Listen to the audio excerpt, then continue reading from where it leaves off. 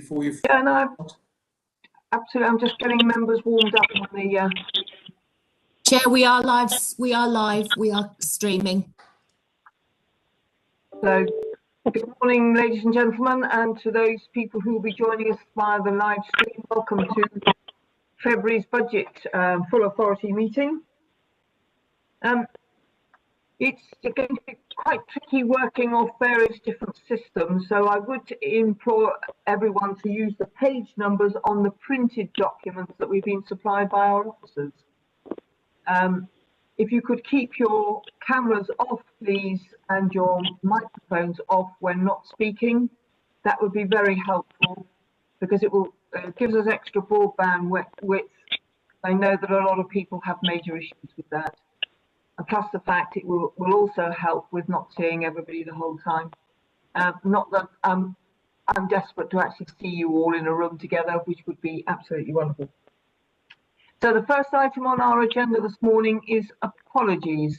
I've received apologies from PCC in Somerset and Avon from Suman Stevens. Do we have any others? If I may, Madam Chairman, I've had Terry Napper on the phone this morning. Unfortunately, his wife's had an accident and he won't be, I don't think he'll be able to attend. Okay. And do we have apologies from Alison Hernandez? Yes, Chair, we do. And is that it? I think it probably is. As far as I'm aware, Chair, yes, it is. Thank you. The next item on the agenda are the minutes of the meeting, which are on our papers on pages 1 to 6, which was the meeting held on the 16th of December as attached. Can I take it that we're all in agreement unless anybody indicates? Yeah, fine. Councillor Biederman, I see a hand. Sorry, Chair, I was putting my hand up in agreement. Oh, perfect. Even better. Thank you very much indeed. Happy to second if that helps. Thank you. Thank you very much indeed. That's clearly carried. Thank you very much indeed. That then takes us on to item 3, which is items requiring urgent attention. I actually have one today, and as members will be aware, Amy Webb has been fortunate in securing a very major position in North Somerset Council, for which many congratulations, ma'am. You will be sadly missed in this organisation, but I will reserve further words on you till later, if that's okay with members. But just to tidy up the work that we need to do, because the position needs to be filled. So I am proposing from the chair that the process for the appointment and the Director of Finance and Resourcing, i.e. Treasurer, as provided for it in its terms of reference, the Appraisal and Disciplinary Committee will undertake an appropriate recruitment process for a replacement Director of the Finance and Resourcing and Treasurer. The recommendation is that from the recruitment process, the Appraisals and Disciplinary Committee be authorised to 1. Confirm the new appointment, and 2. Confirm that the person so appointed as Treasurer shall serve as the officer responsible for the proper administration of the authority's financial affairs in accordance with the provisions of Section 112 of the Local Government Finance Act 1988. Could I call on a seconder for that one, please? Happy to so second, Chair. Thank you very much indeed. That was Simon Coles. It was, ma'am.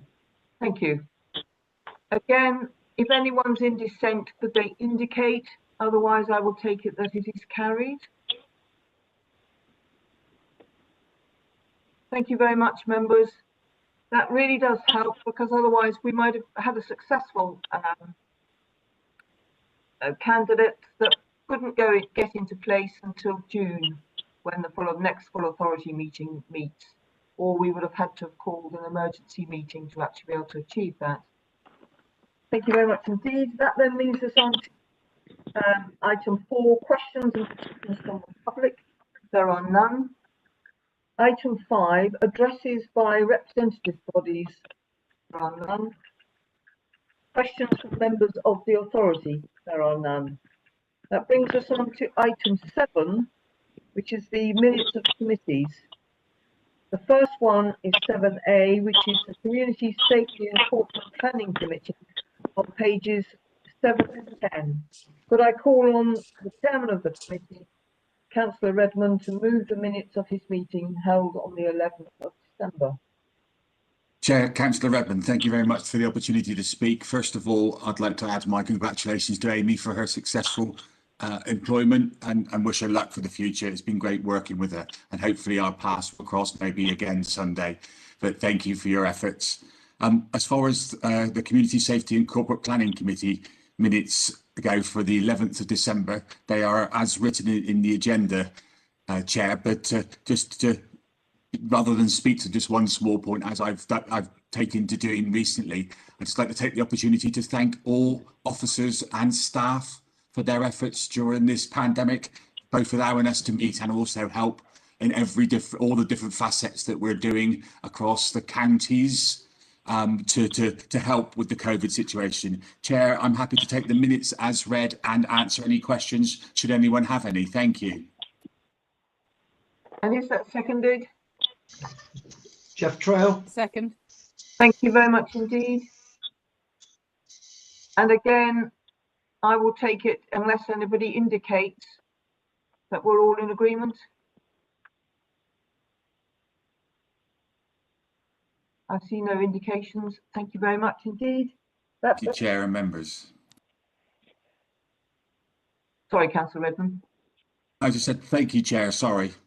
Sorry, no problem, no problem. 7B, Human Resources Management and Development Committee on pages 11 to 12. I'm not sure that we've got Rob Hannaford with us this morning. He obviously is having problems getting in which case... Chair, sorry, yes, Councillor Hannaford is having difficulties getting in. I think it might be the same issue that Andrew highlighted in terms of the upgrade that Devon County Council has done. So you might want to ask the Vice Chair to move those minutes. So I wondered if I could call on Linda Vijay as Vice Chair, please, to move the minutes. Thank you, Steve. Certainly. And a seconder, please. Councillor Peard, second that. Thank you very much indeed. Again, unless anybody's indicating that they wish to raise anything, we'll take it as read. Thank you very much indeed. That brings us on to item 7C, which is the Resources Committee, which is on pages 13 to 20. And I call on Jonathan Green, the chairman of the committee, to move his minutes for the meeting held on the 10th of February. Jonathan, are you with us?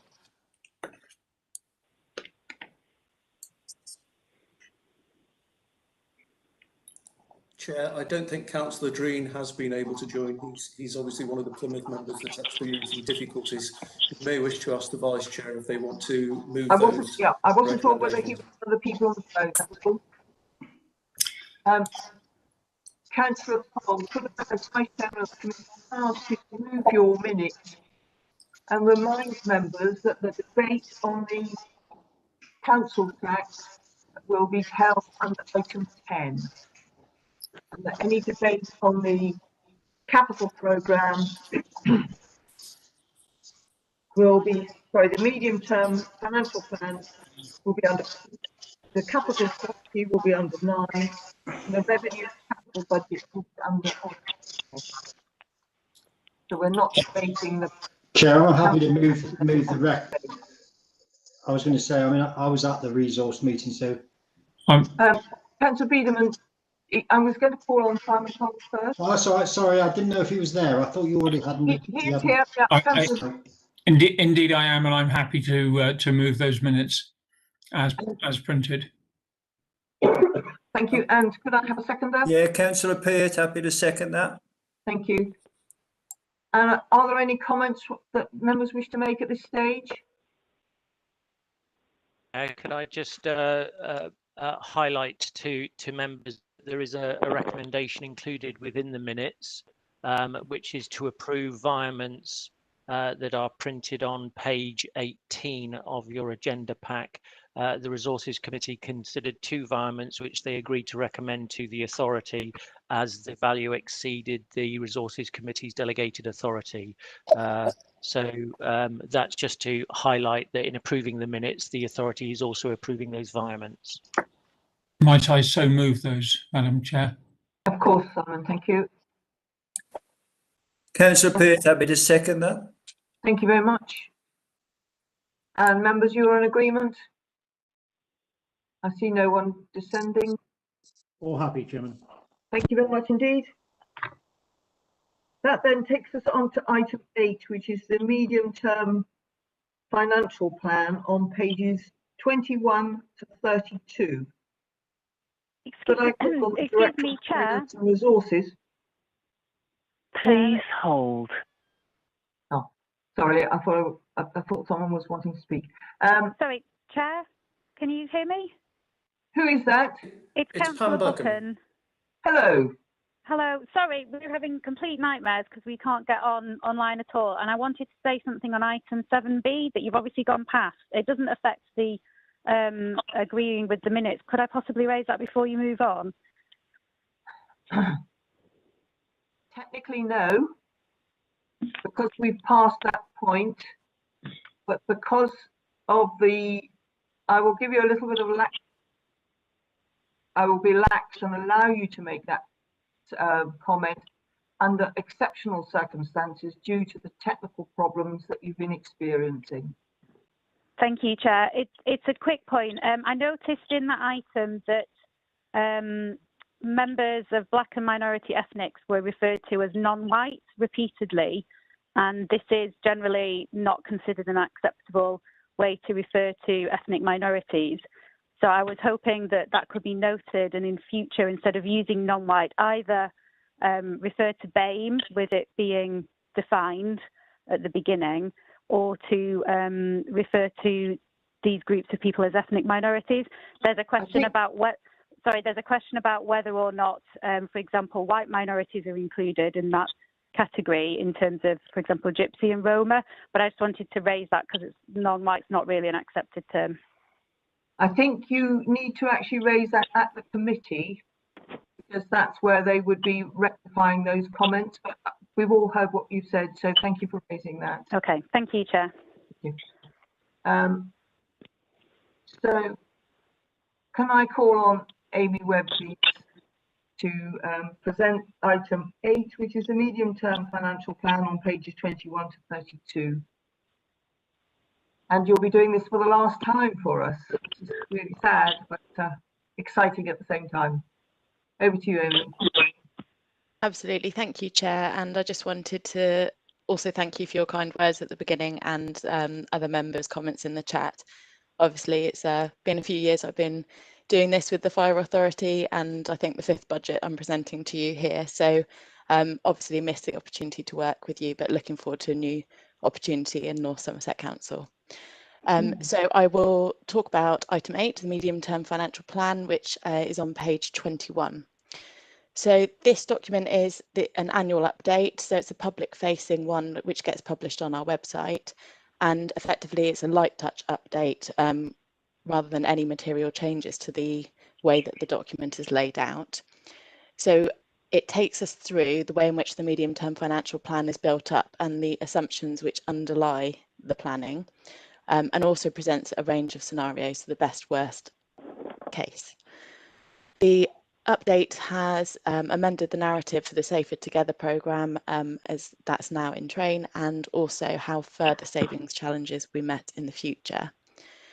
So on page 127, this outlines the potential funding gap and shows a gap of up to £12.8 million if council tax is frozen. So obviously outlines the financial pressures that we'll be facing. There's also been an update to the narrative to take into account the additional pressures from COVID and the funding situation there. So the report's been considered in detail by the Resources Committee and is recommended for approval by the full authority for publication. Thank you.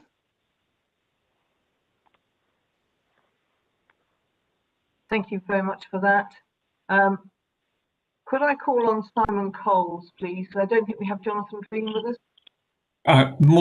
Simon Coles, thank you, Madam Chair. I'm more than happy to propose the recommendation as printed. And do I have a seconder? Councillor Yabsley. Thank you, Councillor Yabsley.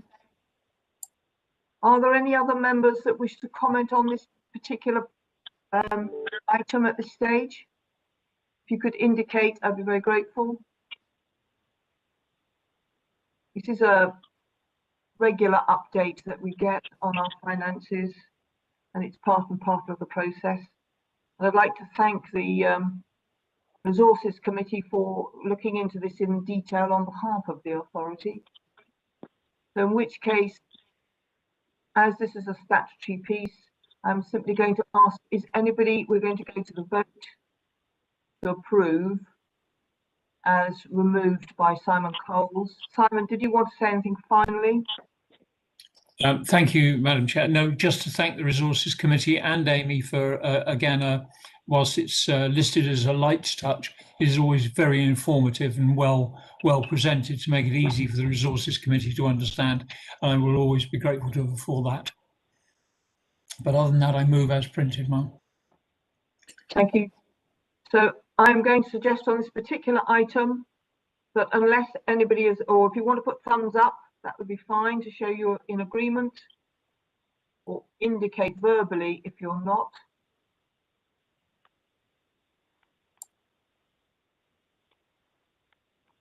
Agree.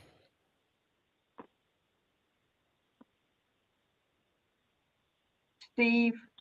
Agreed. Are we getting enough? Chair, the impression I'm getting is that that is carried unanimously. Thank you very much indeed. Thank you, members. That then takes us on to item 9, which is the capital strategy on pages 33 to 42. Could I call on Amy to present these as well? Sorry, could I call on the Director of Finance and Resources to present this as well, please? Thank you. So this is the capital strategy, item 9 from page 33 onwards. Again, this is an annual public-facing document, so it's an update rather than any material changes. It outlines the way in which the capital funding requirement is built up and the risks associated with the programme in a bit more detail. Again, the narrative has been updated to reflect changes and decisions made as part of the Safer Together programme, and it highlights the need for consideration in financial planning of continued revenue funding in order to maintain affordability of the capital programme. So it confirms that the strategy of the authority is to use reserves and revenue funding to avoid borrowing for our capital funding in the future, and to confirm there's been no borrowing since 2012 and nothing forecast until 2024-25. So again, the Resources Committee have considered this report in detail and recommends onto the authority for approval and publication on our website. Thank you. Could I call on Councillor Coles, because I don't think Jonathan Green has been able to join us yet. I suspect you're right. Jonathan has been trying, I know, but unfortunately in Plymouth there seem to be issues this morning. As Vice Chair, I'm more than happy to propose the recommendation as printed. And do I have a seconder? Yeah, Councillor Beard, happy to second that. Thank you very much. And members, is there anything that anyone wishes to comment on the capital strategy?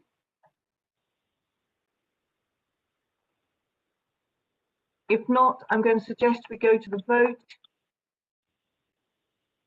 And before I do that, I'll call on Councillor Coles if he wishes to say anything. Thank you, Madam Chair. Only to thank Amy for the work and thank the Resources Committee for their diligence. As I say, I move as printed. And so if we could indicate either by putting in your camera or putting up a thumbs, or it would help very much. Agree.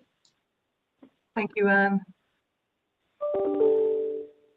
It might make it slightly easier at my end if members could just indicate whether they are either abstaining or disagreeing. And if I don't hear anything, I will assume it is a unanimous approval. Lovely. Thank you very much indeed. Nothing like making your life easier, Mr. Yates. So anybody against or anybody abstaining? I'm not having any indication that that's the case, Chair, so I will take it that that is carried unanimously. Thank you very much indeed. We're now going to move on to item 10 and 10A, and through the various papers related to that, which is in fact the revenue budget and council tax levels for the period 2021 to 22, which on our papers, the 10A is on 43 to 120. Item 10B, which is the capital programme 21-22 to 23-24 on pages 121 to 134. And 10C, which is the Treasury Management Strategy, including prudential and Treasury indicators of 21 to 22 to 23-24 on pages 135 to 172. So on this particular item, I'm going to suggest when we get through to the vote that we do a roll call, for the simple reason that we don't need to do a roll call legally, but I think it's important that it's clear to our secretariat that we have voted either for, against or abstained on the budget. Your record of how you voted will not be recorded for the simple reason that we don't need to do that unless anybody specifically requests that. And I just think it would just help. It'll take a little bit of time when we get there, but I just think it will just be tidier, because I appreciate we've been experiencing a few problems this morning. So I don't know whether Councillor Dreen has managed to join us. Just now, Chairs, I do apologise. They thought they were there getting me in and they weren't, which is why I hung on the phone, so I've had to call in. So Councillor Dreen, your Vice Chairman has been helping you out remarkably well. I wondered whether you wanted to move the recommendations that you had from your committee for the authority this morning and introduce this item. Yes, sorry. Which item are we on? Are we on item number 10 now? We're on item number 10, yes. Actually, sorry, just to give you a chance to draw breath, as it were, sir, I'll just call on the Director of Finance and Resourcing if she wishes to make any comments to the papers that are in front of us today. Thank you, Chair. Amy, is there anything else you wish to add? Thank you. If I may, Chair, I will just talk about the options that are included within the paper and then allow Councillor Dreen to talk about the recommendation from the committee. So the paper being considered is item 10A, the revenue budget, from page 43 onwards. Outlines the revenue budget position for the financial year beginning April 2021. The Resources Committee were asked to recommend an option to the authority on council tax precept, and that's a decision that's needed today. There's also a consideration of an option to fund a temporary increase to the establishment for 12 firefighter development posts, and that was a subsidiary option were council tax to be increased. There is a greater level of uncertainty for the budget planning this year due to COVID, and there's been a lot of grants that have actually been offered by central government to make up some falls in terms of income from council tax and business rates. So those are articulated in the paper. There are some risks associated with those, but we're comfortable that we have adequate reserves in place to mitigate those risks if required. And also the budget presented today is balanced, but will require an element of reserves funding, and that reserve funding will increase if council tax is frozen. So I'll pass back to Councillor Dreen as Chair. Thank you very much. Councillor Green, would you like to? Thank you very much, Chair, and thank you very much, Amy. Yes, I'd like to move the recommendations on 10A. Forgive me, Chair, not being with you. I hope all members can see on page 43 the recommendation there. Are members able to see it, and the members of the public, Chair, or would you like me to read out the entire recommendation? No, I don't think you need at this stage to read them out. Members have it in front of them. When we come to the vote, I might ask for it to be displayed so the members of the public can see what we're voting on. Okay, fine. Thank you, Chair. We had a long meeting. It actually overran, and I was pleased that we were advised the consultation, they had more responses this year in the way they put it out, and social media also played a great part in that. So I was pleased that this year we were able to reach more constituents and businesses to see what their thoughts on the fire service were for that. I think that's all I'd like to say at this stage. Apart from, we did actually touch on efficiencies and digital transformation as well for the future to try and help the authority move forward as well. So that was an interesting discussion. So I'd like to pass it back, if that's okay, Chair, with the recommendations on 10A. And do I have a seconder?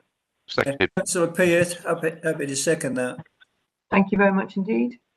Councillor Peart, do you want to speak now, or do you want to speak after later on?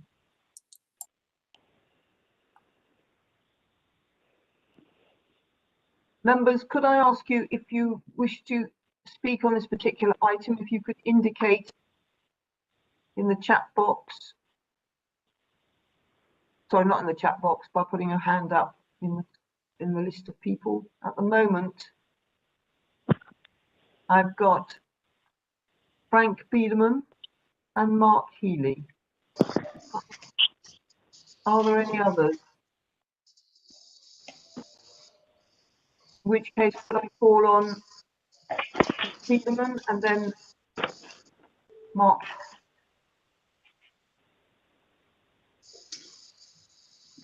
Can you hear me, Chair? Sorry, you're breaking up now. It's not working very well this morning, is it? Chair, firstly, I sort of not concerned, wondered, why is it the fire authority are not obliged to do a recorded vote? I thought all local authorities had to these days, but whatever, I would like to move that we do take a recorded vote on this, please. Then do you want me to carry on and talk, or? Yeah, I mean, yeah, and I'm just disappointed again that we're going to have to ask the council taxpayer for more money. I see the council tax as a regressive tax, and lots of talk at government level about austerity being over. And even though we've seen a very, very small increase in government funding over the last 2 years, we've still lost 24% of government funding over the last 5 years. And thus resulted in us putting the council tax up by 14% over that time, or £11.58. So I strongly disapprove of putting council tax up generally over the cost of inflation. I feel our communities are struggling greatly, but also realise that we as an authority need to balance the books, and have got a very important service to provide to the community.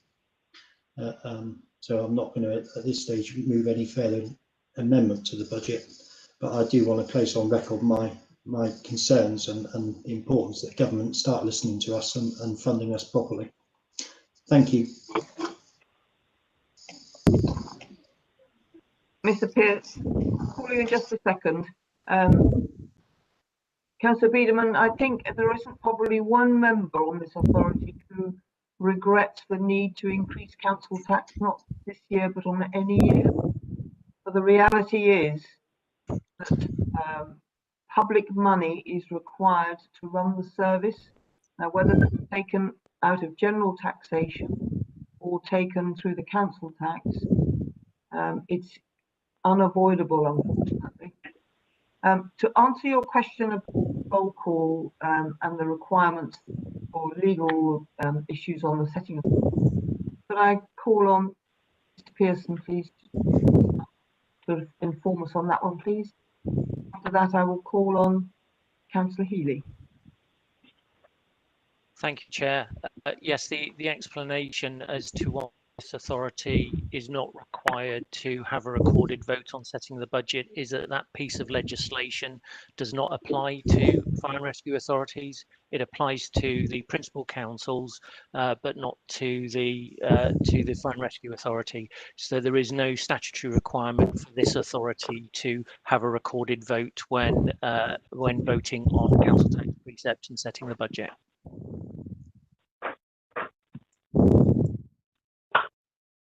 Just to tidy up, I think, Councillor Biederman, I heard you mention that you were moving that we did have a recorded vote. Yes, please, Chair. Just for I think it's important for transparency. I understand what Mike's saying and accept that, but I still think it would be good that we record our votes. Thank you. Do you have a seconder for that?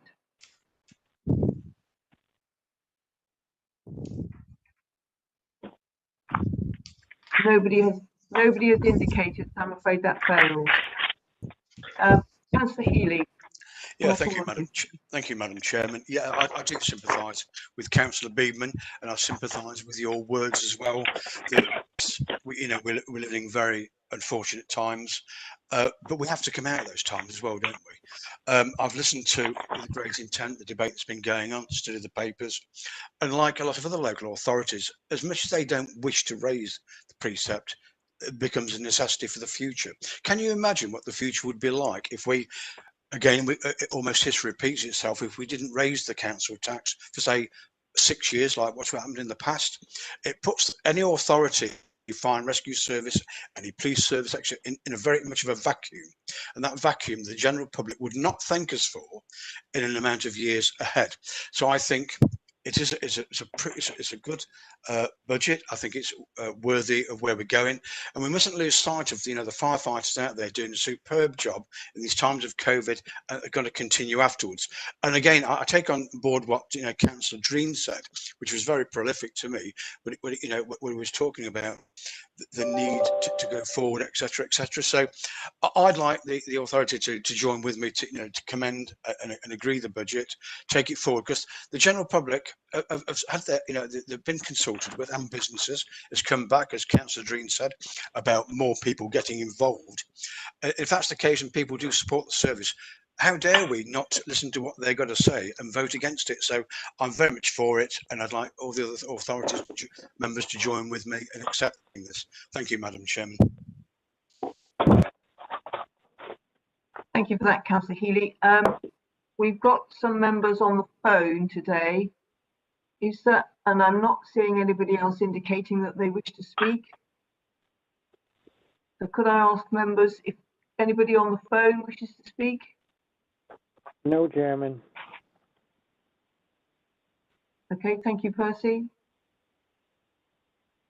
In which case, I haven't got anybody else indicating that they wish to speak. Could I ask Councillor? Sorry, Margaret David, are you indicating you want to speak? No, Chair, I'm just updating the support staff to know that I'm not on the phone, but I'm on via my personal mobile. Okay, I'm sorry, I saw something in the chat, so I just wanted to make sure I was you weren't indicating that you wanted to speak.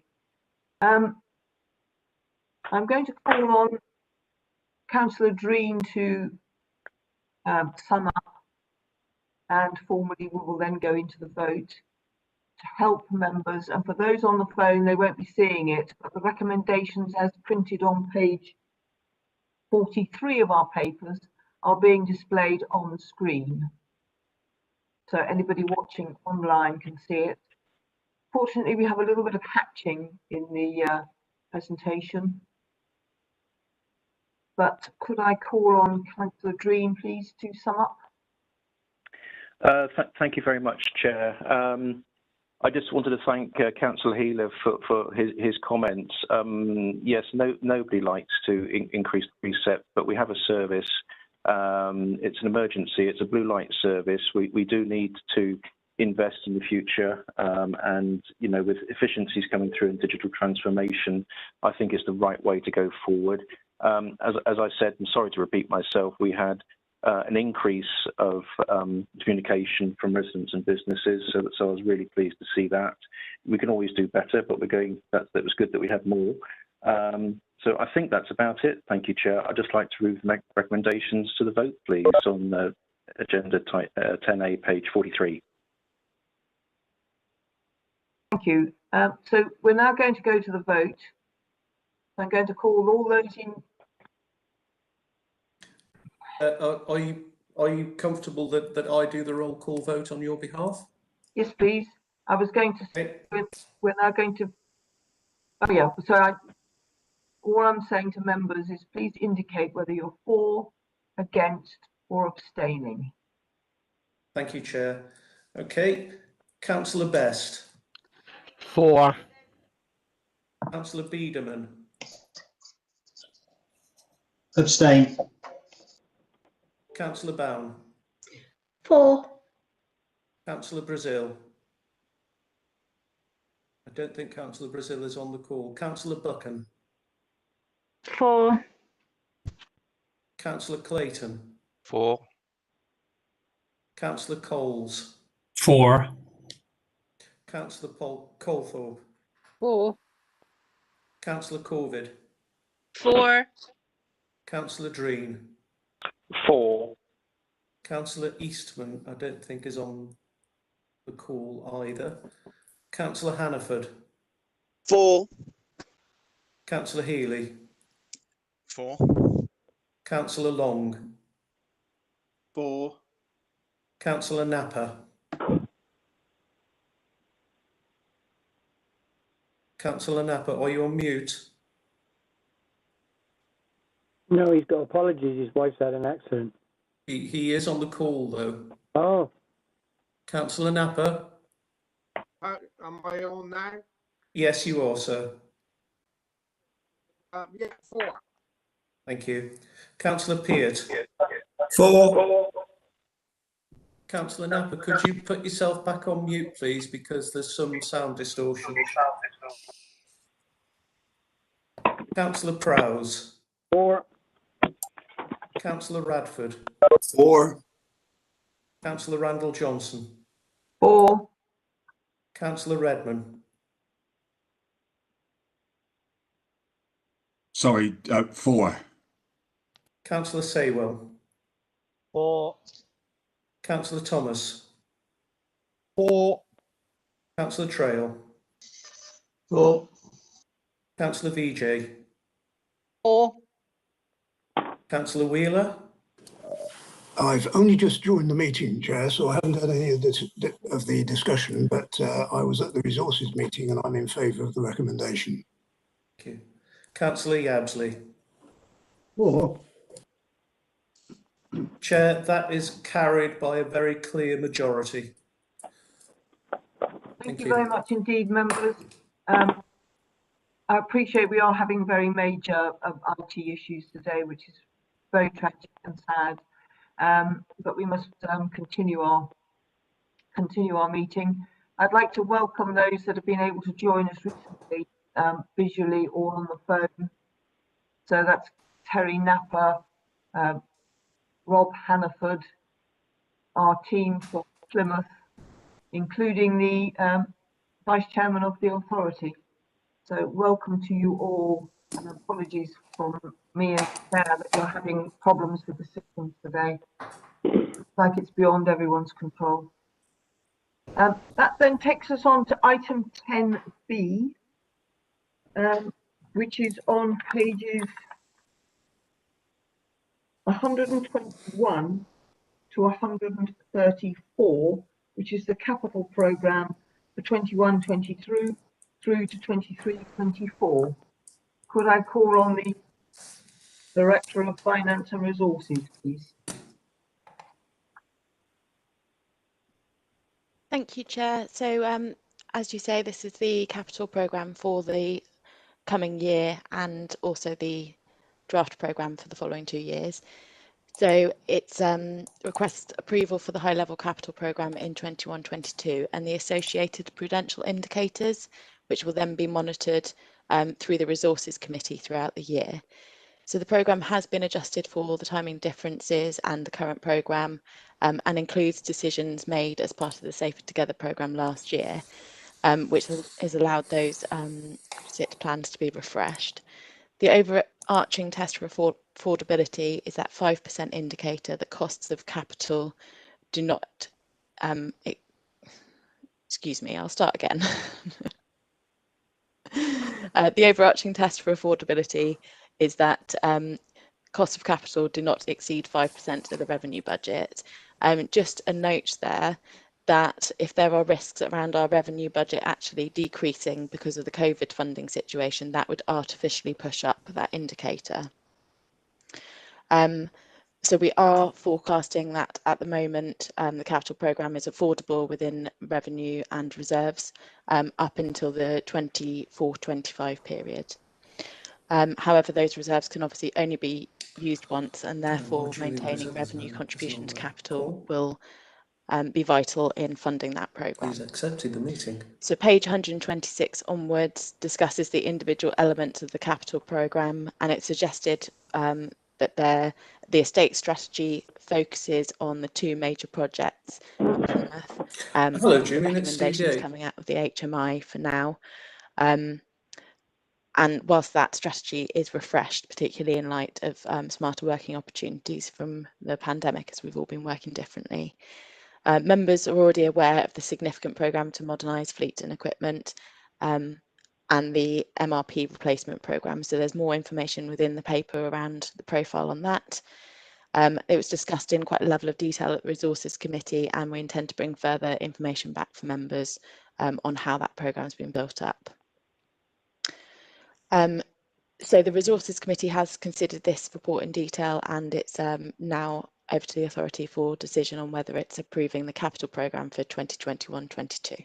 Happy to take any questions though. Thank you very much. Could I call on Councillor Dream, please?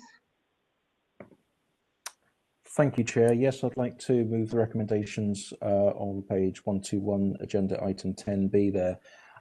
Just wanted to confirm that what Amy said there, the Director of Finance and Restructuring, we did have a very long, detailed discussion about fleet replacement and supply chains, etc. And I have asked for a paper to come to a forum regarding maintenance and fleet replacement in the future for members. So I hope they'll find that interesting. And it was also interesting to note that we're doing a detailed inspection on our estates at the moment, what condition, what changes there might be in the future if people are working from home or not so many people required. So that work is ongoing at the moment if members are not aware. So I'd like to move the recommendation, Chair, on item agenda 10B on page 121 as printed. Happy to second, Chair. Thank you very much indeed, Councillor Cole. Do you wish to speak now or reserve your right to speak later? I think I'll speak now, if I may, Madam Chair. Thank you. I'd like to thank the committee for the in-depth discussions that we had regarding the this programme, and I would like to commend the programme to the authority, and will certainly be supportive of it. Thank you, Madam Chair. Thank you very much indeed for that. I have one speaker at the moment who's indicated. Could I ask members to indicate if they wish to speak? I've got Frank Biederman indicating he wishes to speak. No, Chair, I put my hand down again. I was going to second it, but please can I take this? I was a bit rude in my initial response to the budget in not thanking Amy and the team for all their hard work and support. So I was going to second and take the opportunity to thank Amy and the team on all their support around the budget. So I answered several questions that I had. So thank you. No, very supportive of this. Thank you. Thank you very much indeed. Thank you for those kind words, because it is important for us to remember the work that the officers put in on these reports, and particularly when it's setting the budget. That is a massive piece of work that has to be done over a remarkably short space of time. If there is nothing else, and nobody else is indicating on the capital programme that they wish to speak, I'm going to ask Councillor Green to sum up, please.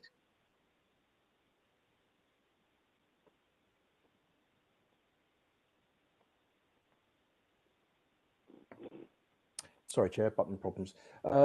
Nothing really further to say, really, apart from, yeah, just to also thank Amy, as Councillor Biedermann's done, for a sterling job and all the reports her and her team have done in these difficult times, and to take it back to all the staff behind you and the back office staff to thank them for the information that we were given. And I'd just like to recommend we go to the vote now, please. Thank you, Chair. Thank you very much indeed. I don't think we need to do a roll call on this particular one. So I'm going to ask, is there anybody against? Please indicate.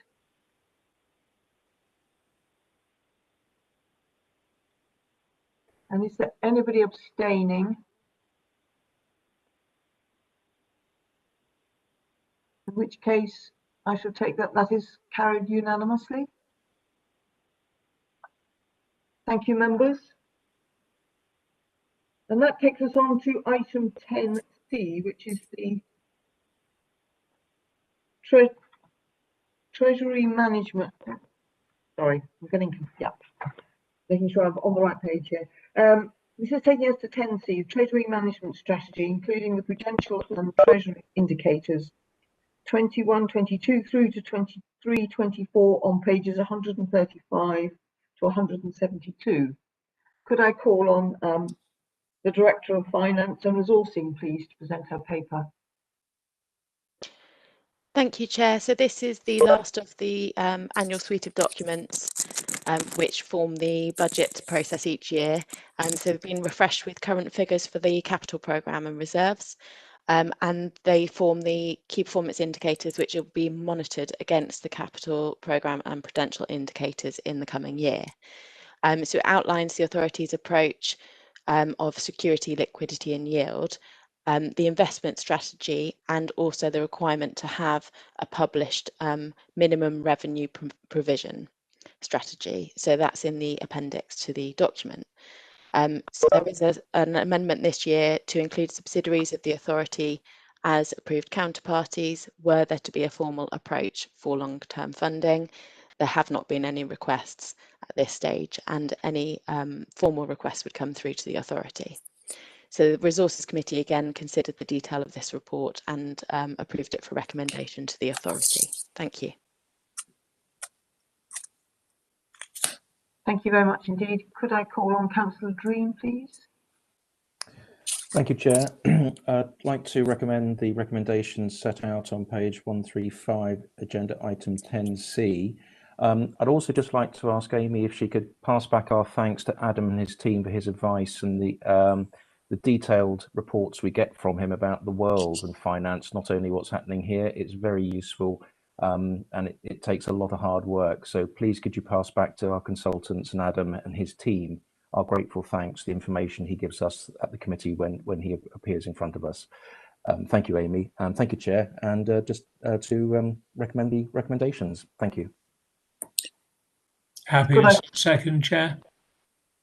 Thank you, Councillor Coles. Did you want to speak now or reserve your right to speak later?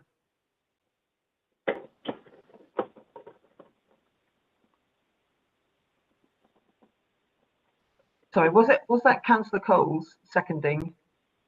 And if it was, would you like to speak now? It was Councillor Coles seconding. That's what I heard, Chair. Fine, I just want to give him the opportunity to speak if he wishes to. I think we're all experiencing problems with the system. So, members, is there anybody who wishes to ask any questions or raise any particular points on this item? My apologies, Madam Chair. My buttons were not working. I don't quite understand why they were working all morning up until now.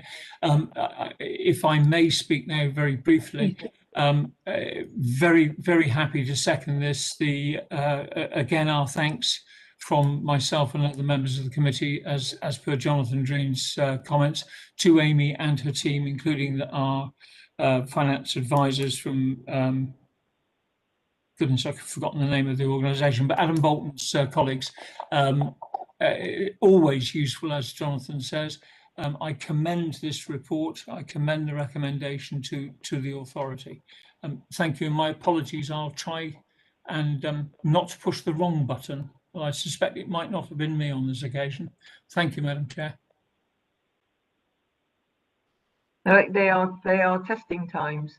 So you've given the rest of the authority an opportunity to consider whether they wish to ask any questions, and I think I'm not seeing anybody wishing to raise any matters on this one. In which case, could I ask Councillor Green to sum up, please, before we go to the vote? Thank you, Chair. Nothing really to say, apart from it would be a difficult decision without the help of the expert advice we have from Adam and his team, which is beneficial for the way forward. So apart from that, I'd just like to recommend the recommendations. Thank you, Chair. Thank you very much indeed. We're now going to the vote. I'm going to do it in the same way that we did the previous one, which is call on anybody who wishes to vote against to speak now.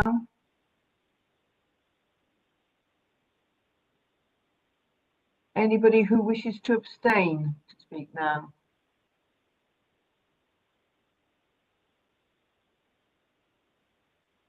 In which case, I'm going to take it that that was carried unanimously. Thank you, members. Thank you very much, members, for your support of these very important papers on item 10A, B, and C. I know these are really difficult decisions for us to take. And in closing this particular item, I just wish to pass on our thanks as a complete authority through to the Treasurer or our Finance and Resources Director for the excellent work that her and her team have done in pulling these papers together, particularly as they've all been working remotely over the last 10 months or so. It does make all these things incredibly difficult. So please, Amy, would you pass on not only to you for everything that you've done in steering the group and keeping them on the straight and narrow and helping us and advising us as an authority has been absolutely invaluable. But also to the team that you have sitting underneath you, which have done a fantastic job. I know that you're schooling them well and have given them opportunities to expand their working arrangements and understanding of the world of finance. So it's very important that the authority has very sound finances, because our fiduciary responsibilities are probably our primary ones after that of safety of the public. So I just wish to formally say on behalf of everybody, thank you very much indeed for everything you've done over the years that you've been working on Devon and Somerset Fire and Rescue Service. Thank you, Chair. And as you say, I wouldn't be able to do it without the team of people in the organisation. So really appreciate their help and support in difficult times. And I will be around until the beginning of May. So hopefully to see you all again, even if it is virtually. Thank you. It would be absolutely wonderful if we could all get together and meet, because I think this was the last meeting last year when we were all together in a room, and what a difference the last year has made. It's really difficult. Okay, that moves us on to item 11, which is the Localism Act 2011 Pay Policy Statement 21-22 on pages 173 through to 186. And could I call on Mr. Pearson, our clerk, to take us through this paper, please? Thank you, Chair. Yes, happy to do that. I've had to switch my background off, Chair, because my computer was telling me it was running out of CPU power. So technology issues all around, I think, this morning. This is an annual requirement for the authority to produce a pay policy statement introduced by the Localism Act 2011. This is now the 10th pay policy statement that the authority has considered. This is an important document, and it sets out issues relating to pay of the workforce, and in particular with a focus on senior officers. So the main changes, or the only change from this pay policy statement to last year, has been to reflect the increases in pay awards in terms of the salary levels included in the pay policy statement. So other than that, there is nothing really to highlight in terms of changes. One point that I think is just worth bringing to members' attention is that because of the changes to the Green Book pay structure, with a focus on the lower pay bands of Green Book staff, that has meant that the gap between the lowest paid and the highest paid in our organisation has reduced. And it's reduced from a previous rate of a ratio of 12.8 to 1, and it is now down to a ratio of 8.4 to 1. So that gap has reduced, and I think that would be seen as a positive move in terms of addressing low pay issues across local government. The ratios in the pay policy statement are probably one of the key bits for members to be cited on. They're contained in section 5 of the pay policy statement on page 183 of your pack. And there's two ratios that are included in the pay policy statement that we focus on. I've already talked about the lowest pay point ratio. The other one that's included is in line with the recommendations that were included in the Hatton Review of Fair Pay several years ago, and that was the ratio between the highest paid and the median pay point in the authority, and that was used as a benchmark across local authorities, and the government set an expectation that should never exceed a ratio of 20 to 1, and this authority is well within that. That our ratio is 5 to 1, and indeed the authority's current policy that the pay of the chief will be within that ratio band of 5 to 1 of the median pay point. So I wasn't going to highlight anything else. As I said, no significant changes from the previous pay policy statement. It is updated to reflect the pay levels as a result of the National Pay Awards. Happy to take any questions, but other than that, Chair, I don't think there's anything significant to note.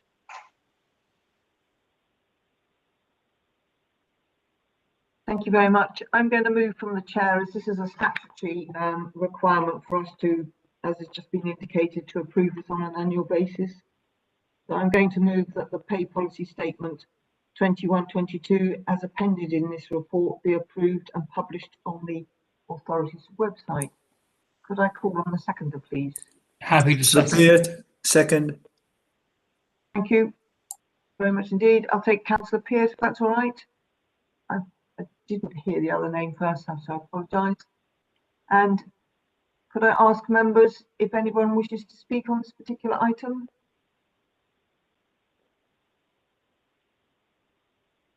Nobody is indicating that they wish to speak. So in which case, I'm going to go straight to the vote. Do it as we've done the previous ones, which is, if anybody is against, could they please indicate?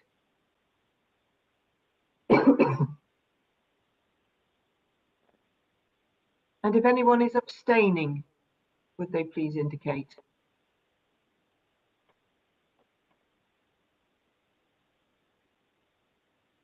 Thank you, members. That is clearly carried. I'm just making sure there isn't any late comments. Right, thank you very much indeed. That then takes us on to the next item, which is item 12, which is Red One Limited, appointment of non-executive directors on pages 87 through to 88.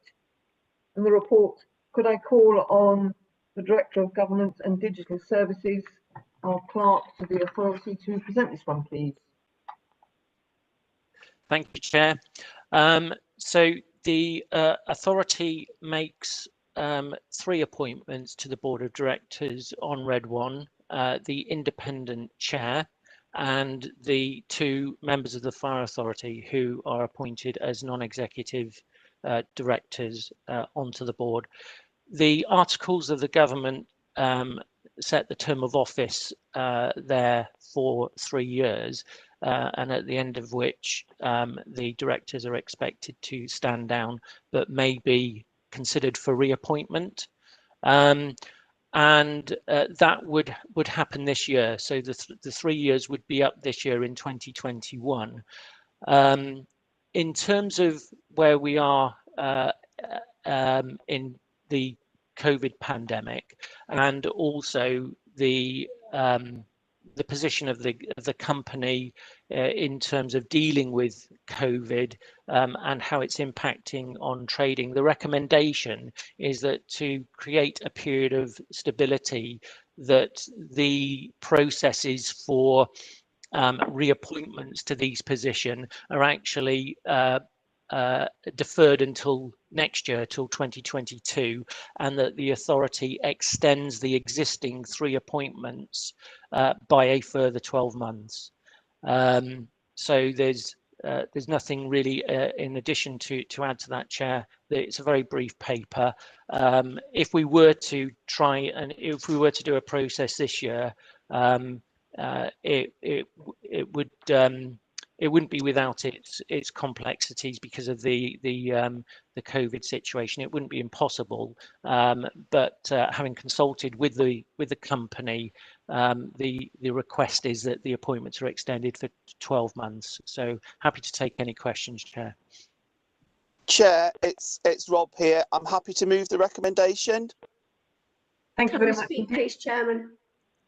Just were you seconding that, Anne? I did put my hand up. No. I saw your hand up and that you wanted to speak. I'll let you speak in a second. I'm just looking for the seconder first and asking you, are you seconding? No, I want to speak, please. Yeah, no, that's fine.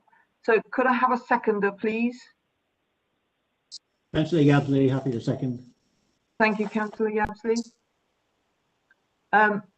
Councillor Yabsley, do you want to speak now, or will you reserve your right to speak later?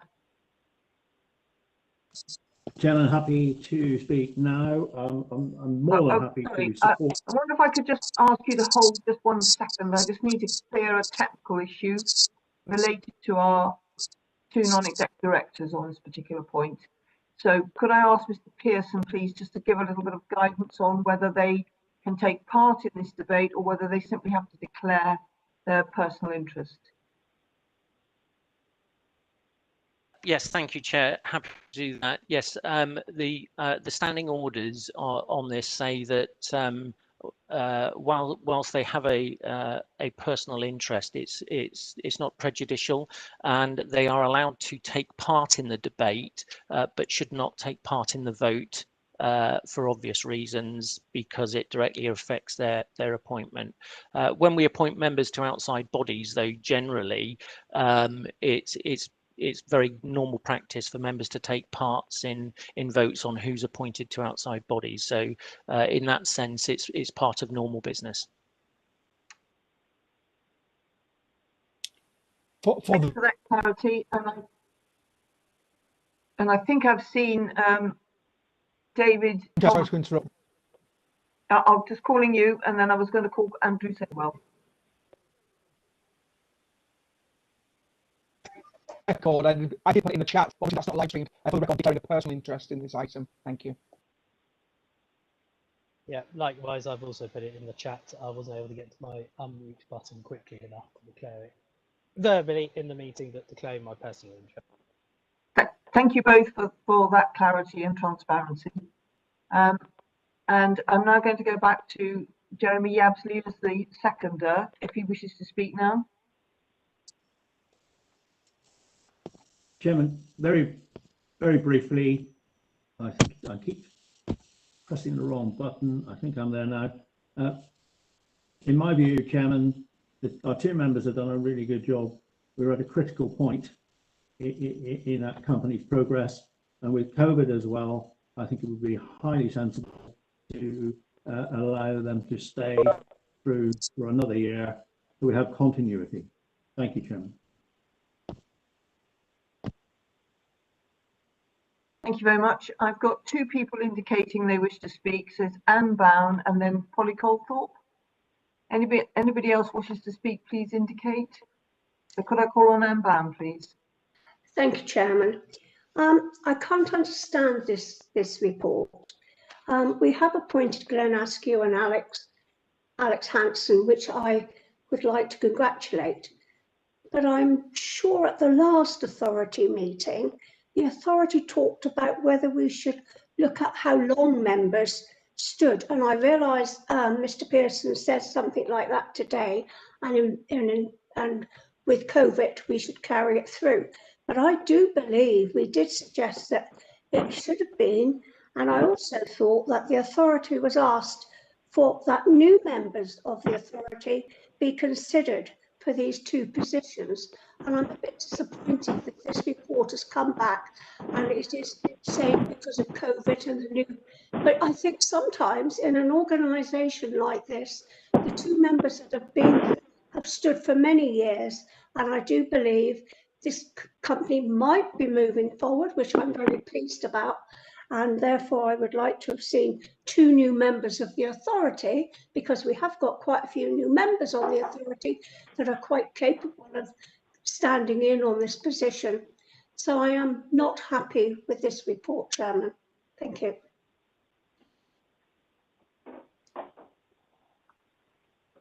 Thank you very much. Just a technical point, Councillor Bown. This authority has not appointed Glenn Askew or Alex Hanson because they are not. They are executive directors of the organisation. They are not non-executive directors. We're talking about non-executive directors here. It's slightly different. Mr. Pearson, did you want to comment on any of the other points? No, Chair. I was just going to make that same point. Alex Hanson and Glenn Askew are now employees of the company. They no longer work for the service. They were appointed by the company, and the company itself, under its articles, have appointed them as executive directors. So it was just to confirm what you've just said, Chair. Thank you for that. And could I call on Polly Colthorpe, please? Thank you, Madam Chairman. It's just a query. Extending their role, I'm perfectly happy with that till 21, till the next year rather, because everything's so disrupted at the moment. But there is a set of elections due to come in May.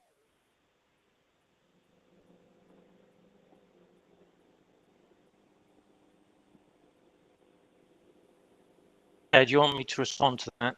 I'm not sure whether she's still wishing to say anything. Merely a question, Madam Chairman. Very happy if Mr. Pearson can answer it. You just suddenly went quiet, that was all. So Mike Pearson will answer the question. So yeah, the paper does recognise that the appointments as non-executive directors from the authority is dependent on those individuals continuing to be members of the fire authority. So it's quite right that if either of the two councillors in question are not reappointed to the fire authority at their constituent authority annual meetings in May, they can no longer continue as a director of the company. And at that point, I would have to bring a report to the authority's annual meeting in June, seeking either replacements to be appointed at that meeting or a process to be conducted to select members, which would have to be appointed at a subsequent meeting. So it's absolutely correct. The elections and also the constituent authority annual meetings are a key point in this, but nonetheless, the decision we're asking for the authority now is in principle that those two appointments would be extended for 12 years, notwithstanding the decisions that the constituent authorities may take. I think you probably meant 12 months, didn't you? Yes. I did. Apologies for that. Thank you, Mr. Pearson and Madam Chairman. Thank you. Is there anybody else wishing to speak? Yes, I did put my hand up in the chat box, Madam Chairman, if I may. Yeah. Take on board what Mr. Pearson said. Totally take on board that Andrew and David, Councillor Saywell and Councillor Thomas have worked hard, and I'm sure they'll agree with me that sterling service. But I accept the fact that a year's grace, if you call it that, or a year's further work is not unreasonable.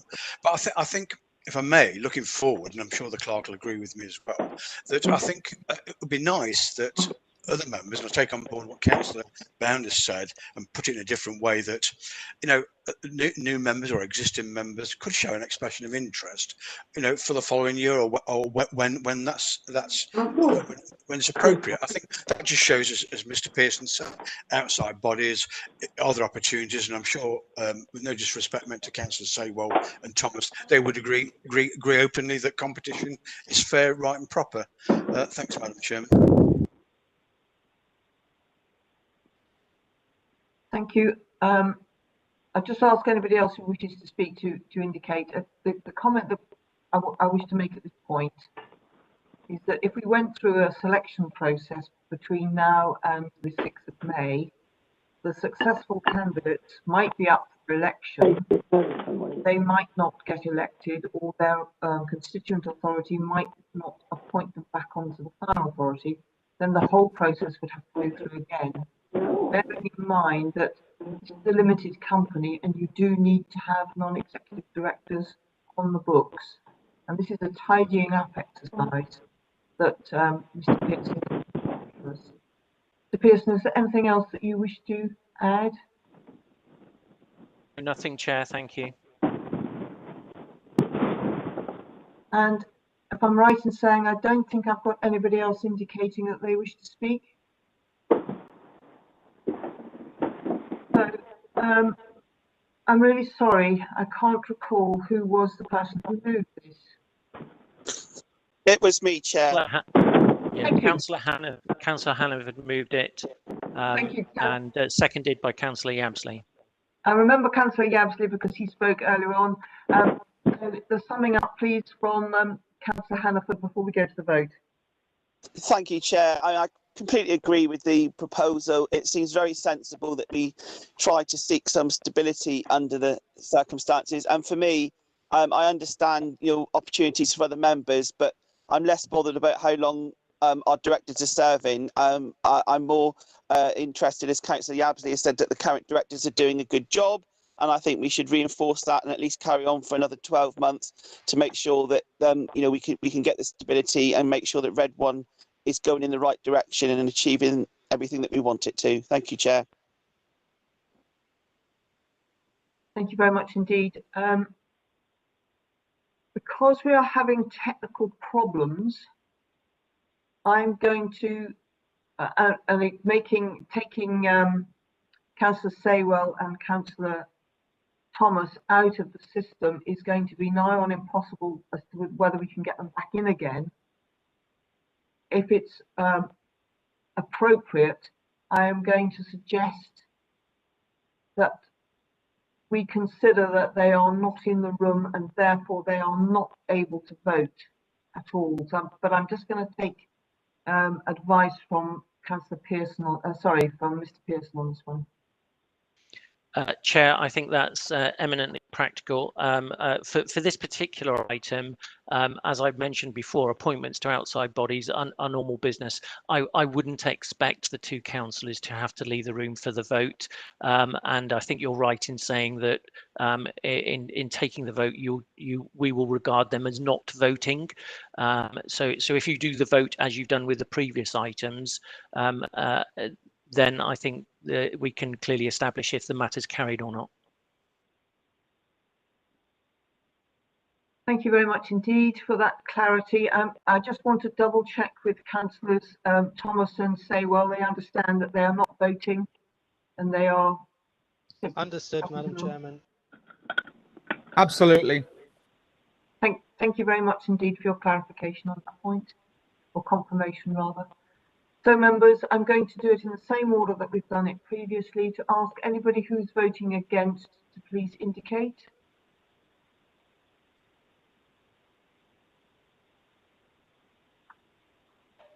Can I abstain, please? And anybody who wishes to abstain, I'm calling on anybody who wishes to abstain, please indicate. Yes, please. And just for clarity's sake, that's Anne Bowen. Thank you. Thank you, Anne. In which case... Chair, just for completeness, I would suggest that we also record Councillor Thomas and Councillor Saywell as abstaining on this. Thank you. Then there's transparency. Thank you very much for that clarification, because I didn't... Yeah, okay. I absolutely accept the point you're making. So they are clearly abstaining, not taking part in the vote. Right, that is clearly carried. Thank you very much indeed, members. Members, that then takes us on to item 13 on our agenda today, which is the authority governance on pages 189 to 246. I'm going to call on the Director of Governance and Digital Services to introduce this item, although I know that Mr. Ian Parry is also present. It's more members, we have had a forum on this and we've done some considerable work already. So I'm just really going to ask Mr. Pearson whether he's got anything further that he wishes to add to the reports that we've got in front of us today. Thank you, Chair. Nothing to add.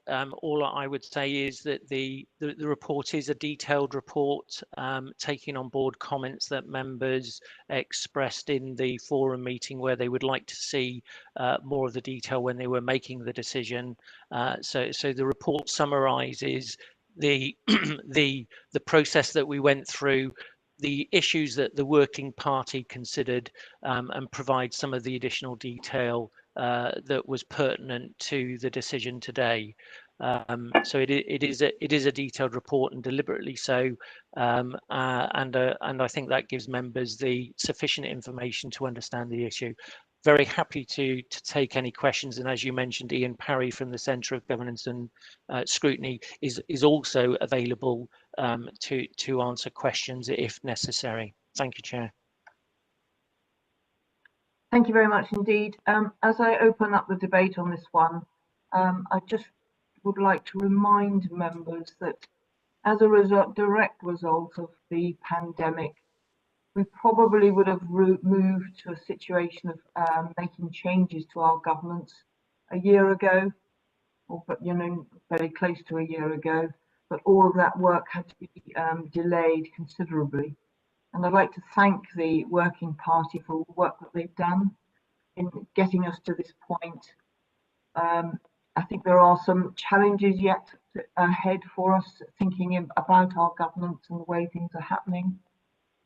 But it's a real shame that we haven't been able to go further up to this point. But that really has been beyond our control, particularly bearing in mind that the service has been working very heavily on the work related to the pandemic, and to have looked at our governance at an earlier time would have been a distraction during a time of making sure that we're keeping the public safe and our staff safe at the same time. Could I call on Lee Redmond, please? Chair, members, as it stands, the time from authority's original decision to review committee governance till this final report has, because of the COVID pandemic, been much longer than anticipated. And this is the last meeting before elections take place. With more than 80% of the current members up for re-election, the new authority, when it returns, has a chance of being considerably different from its current membership. Following conversations with various other members of the authority who feel that it would be wrong that we, as an outgoing authority, could tie the hands of a new group of members who will have 4 years on the fire authority ahead of them.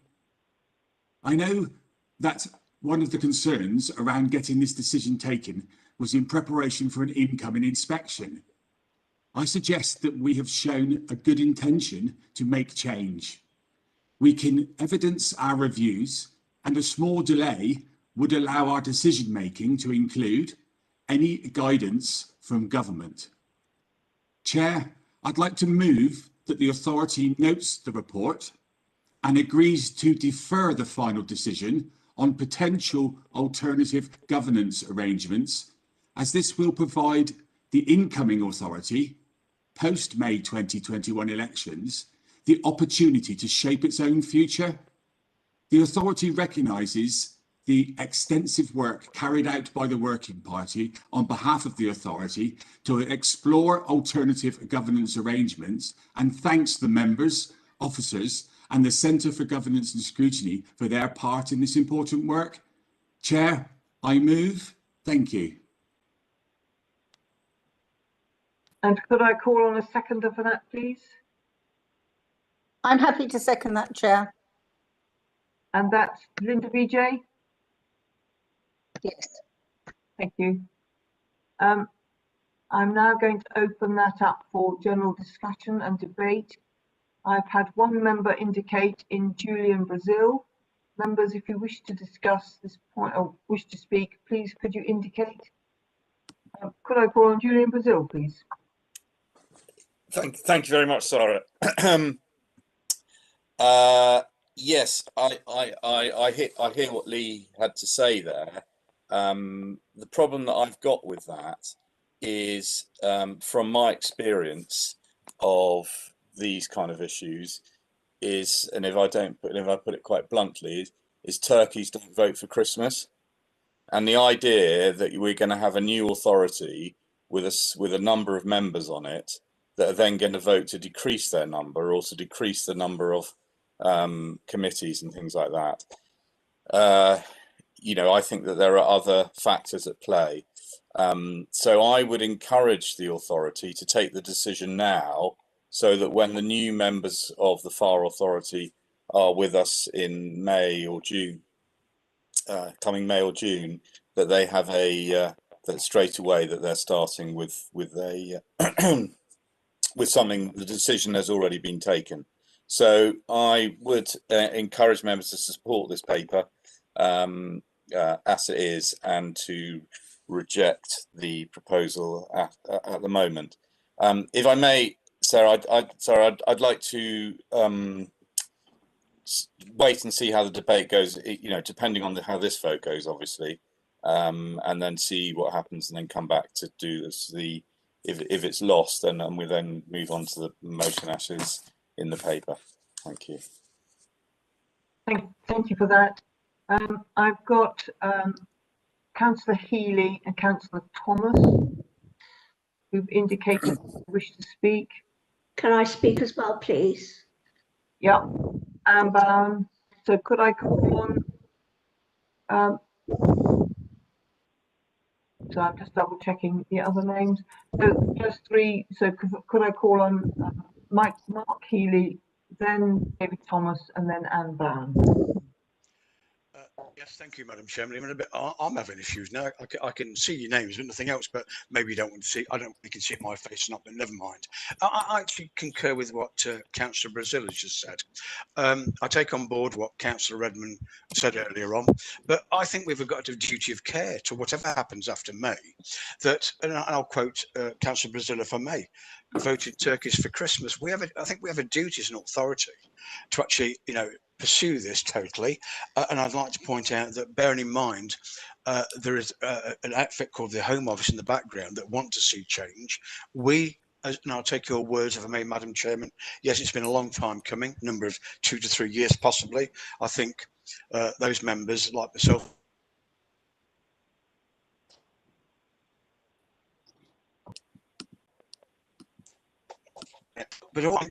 But the working party, and I thank all my colleagues, because there was a debate. It wasn't unanimous all the time. Kind of a different friend. We unanimously came to a decision at the end of the day that yes, this authority does need to. We need to move into the 21st century. Yes, some of the stuff that we're going to do, yes, change. Some people don't like change, but change is good. And I'll repeat myself. Maybe I shouldn't repeat myself, but I will. Okay, what we've proposed may not be 100%, workable. We don't know.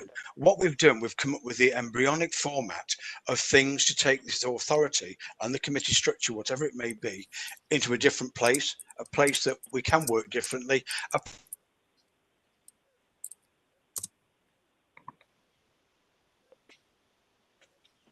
Hold them to account. This is a totally different place. The 10 Commandments, with the authority, set out strategic goals and design out. Chair, Mark, could I ask you to turn, Mark? Mark, yes? Please, just a second. You're breaking up. I wonder if I could ask, we can't really hear what you're saying. I wonder if I could ask you to turn off your video, because that might improve your broadband width to to hear you. Is that better? So would you mind repeating what you said? The What, last the sort whole of 30 seconds, what you said? Yeah. So no. The last 30 seconds. Yeah, what I'm trying to get at, Madam Chairman, is the fact that as a new looking authority, by grasping the nettle, taking ourselves forward and not being scared of, the same old. I'm sorry, I didn't mean to offend anybody with that particular statement, but moving forward, we were able then, the different guys to hold the chief fathers to account, senior managers with what I've called the 10 Commandments, laid out of where we want to go strategically, not operationally. I think it's an exciting place to go in the future. I'd like to. I don't want to predetermine an outcome, far from it, but I'm sure, hopefully, that Councillor Thomas, who's going to speak after me, may say the same things. I don't know, but I think what the committee did. Sorry, I beg your pardon, the working party achieved was a way forward. Okay, I'll admit it's not 100%, perfect, but it's a place that we all can go. I'll give way now, Madam Chairman, through you to Councillor Thomas. Thank you. Thank you, Councillor Healy. That was much clearer. Before we weren't really catching everything that you were saying. I just ask members to continue indicating if they wish to speak. Because then I will call them. So in the meantime, I'm going to call on. I've also got Councillor Coles wishing to speak. So first of all, I'm going to take David Thomas and then Anne Brown. Thank you, Madam Chairman. So where do I start? The Working Party, I thought, did an absolutely fantastic job, and the need for change is absolutely imperative. We have to change, and I have spoken on a number of occasions in favour of this change, and I am absolutely supportive of option 1 or 1A, and that's really where I thought the debate was going to be around this morning, really 1 or 1A. The fact that the proposal that's on the table at the moment has actually caused me to, stop and think of where we are. And I guess the bottom line is it right and proper for us to tie the hands of the next group of members, effectively waiting in the wings, for want of a better word, because none of us know who will be here after May the 6th. But what there's a piece of work that's actually started here, but has not been stress tested. We haven't ironed it all out. There is a lot of work still to be done. However, we have a really good, in my view, a really good direction of travel. And whatever happens, it needs acceleration after the elections to bring this new governance scheme into play. Even if this was voted on today, let's not fool ourselves. This new scheme, this new governance arrangement would not be in play for the beginning of May. There's not much opportunity for us to have much more involvement. So I think we've come a long way from where we were 3-4 months ago.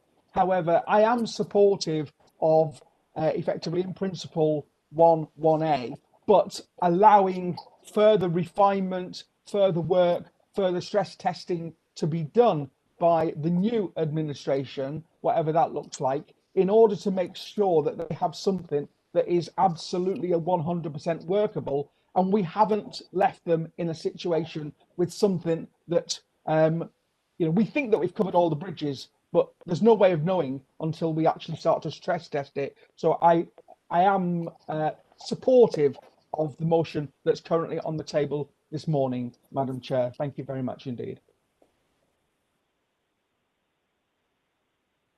Thank you very much indeed for that. And I must say I have some sympathy in the comments that you just made, Councillor Thomas. I just want to clarify the people that want to speak. So I'm going to call Anne Bown now, because I've already said that I am going to call her at this point. Then I'm going to revert back to the members who were sitting on that working party. So I think I'm right in saying it would be Pam Buchan, Andrew Saywell, and for the life of me, I can't remember whether Simon Coles was on the working party or not. Simon Coles was on the working party, Madam Chair. You were, lovely. In which I case I'll wasn't. take you then. So it's going to be Anne, Pam, and then Andrew Saywell. So I'm going to take you in batches of 3. After that, it will be Simon Coles, Rob Hannaford, Jeremy Yabsley, which is the next 3, and then Mike Best coming in the back after that. Does that make sense? So Anne, can I call on you, please? Yes, thank you. I feel we need to put this forward before new members come on the authority, as once they're elected, they would not like to vote to reduce the number. But if we put this forward now, they would know the situation before they actually are on board. And also, I think we need to move forward on this now and be a fire authority of the future and something to be further proud of. Thank you, Chairman. Thank you very much indeed for those comments. So can I call on Pam Buchan, please? Thank you, Chair. Can you hear me okay? Yes, I can. Yeah, thank you. Just been a few issues this morning, so just wanted to clarify. I'm very much in support of deferring. As a member of the governance working group, obviously I've been quite deeply embedded in the background that's led to the report that we have today. I would challenge Councillor Healy's comment that we were unanimous in the working group. I certainly didn't feel like that, particularly in our final meeting when we were discussing the options. And I would also challenge Councillor Thomas's assertion that either of the options today are 100% workable, because I don't think either of them is workable, and neither of them really addresses the issues that I raised during the governance working group. To try and make things kind of clear for people, I would draw people's attention to page 207, which and point 3.2, which was the scope of the Centre for Governance and Scrutiny's report, in which they were particularly focused on culture, information, impact, focus, structure, member officer relations and member development. The only thing that we looked at in the governance working group was the structure, and we didn't discuss the culture. We didn't discuss anything around member relationships with one another or with officers, about development or training, changing the way that information is done, changing the processes or procedures in which information is generated and considered. One of the items that particularly was discussed extensively through the background work and through the member workshops and through the working group was around scrutinising and performance evaluation. And I picked up on this on the models that we had the SWOT analyses for, because it was, again, completely diminished to being a single point of sort of performance monitoring, being at the full authority level, which I believe will considerably weaken our ability to do scrutiny and to evaluate the performance of the service. So in that respect, they're definitely not 100% workable. And what Councillor Edmonds said about the changing composition of the authority is particularly pertinent for member officer relations, member development and culture, as mentioned in that scope of work. So when we've got potentially quite a different group of people, then that will change anyway because of the changing personalities who are on the authority. And whoever comes forward, we can do anything we like to the structure, but if we're not addressing the culture, the member development and those sorts of factors, then we will be carrying all of those problems with us into the new structure and it won't resolve anything. I wanted to also just mention something, so I'm flicking through my papers here, for the scheme that's been put forward, because in both option 1 and option 2, everything is essentially described as being approval, and the only thing referring to performance is the performance review monitoring. This is all on page 198, 199. These seem to me to be, perhaps it's a terminology issue, but they seem to be rubber stamping terms that don't really do anything to give us the space to discuss policy and strategic direction, which was supposed to be what we're improving through the governance review. I mean, if the motion on the table doesn't go through, then I will have more to say on these points, but I'll leave it there. But I really think that we need to remember that what makes up the authority is a collection of personalities. So the potentially changing makeup of the authority will be really significant, and I would ask people to defer. Thank you. Thank you very much indeed for those comments. Just for clarity's sake, members, I'm going to call Andrew Saywell next, then Simon Coles, then Rob Hannaford, followed by Jeremy Yabsley, followed by Mike Bess, followed by Polly Colthorpe. If there's any other members wishing to speak, please indicate. So could I call on Andrew Saywell, please? Thank you, Madam Chairman. I'm sorry to say this. I'm disappointed. I was disappointed by Councillor Buchan's comments there, because perhaps I was mistaken, but I was under the impression that we had a broad consensus in the working group, and it wasn't just, you know, a narrow group of councillors trying to hammer through one vision. And one of the reasons why we've got an option 1 and an option 1A was because to try and, you know, broaden the options available for the full authority and to reflect the different points of view that were in the working group. I come to this with the motion ahead before us. I'm probably of a similar view to what Councillor Thomas is. I would be disappointed. I will say, you know, I would be disappointed if we do defer. I can see some of the argument and the logic behind that. And I think what I would say, that if we do decide to defer and we do say, right, it's a matter for the new authority, I do not want the reports and the work of the working group just to sit on the shelf to gather dust, never to be seen again. Because if that is what happens, then quite honestly, I will regard it all the time and effort that I put into this as a complete waste of my time, and I could have done something a bit better. I do not want to see that happen.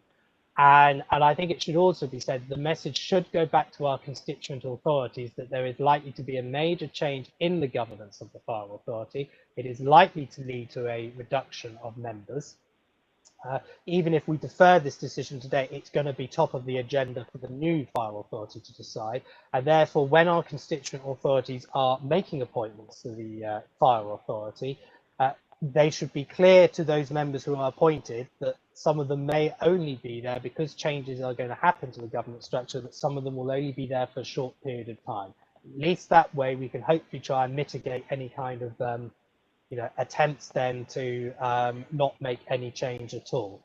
Obviously, you know, what will happen in the next authority will be a matter for the next authority. I do accept that, but equally so, I think, you know, we should be clear to our constituent authorities that, you know, there are serious proposals for changes going ahead, and if you know, if they are adopted, then that will mean, you know, potentially that some new members of the authority may not be on the fire authority for long. But in any event, you know, I would again say, you know, although we try to be on here for 4 years, at the end of the day, we are at the mercy of our constituent authorities. I could be removed from this authority tomorrow.